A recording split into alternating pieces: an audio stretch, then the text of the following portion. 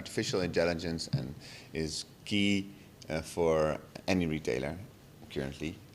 Without that, without knowing what to do with data, you will not be ready for the future, especially now with all the new trends in the e-commerce world. I think there are many ways artificial intelligence or data is using e-commerce companies to make the right decisions.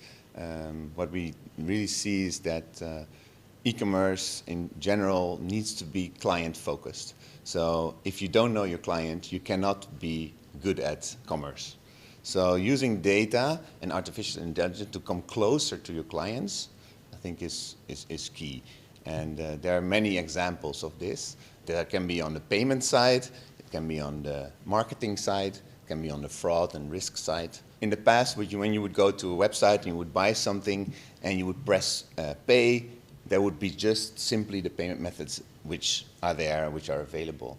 I think using data, you can use the payment methods which are important to the shopper, not everything. So it can be that you only use a certain payment method from a size of a transaction which is higher, and if it's a lower value transaction, you use different payment methods. So that's a very good example of how you can use data to offer certain payment methods in certain countries. This will create more conversion because people will pay with this payment method which they prefer, they will end the checkout faster and easier. And there's 20% of Poles who've ever once in their lifetime abandoned a shopping cart because of the payment methods which were not available, or it took too long for them to check out. There are other reasons and other ways we can use artificial intelligence to increase sales, and that's by using good risk tools. Of course, fraud in the e-commerce world is a big problem, and it's easy to block a lot of fraud, but it's more difficult to block the right shoppers, the real fraudsters. But there's always a part of shoppers you're blocking which are actually good shoppers.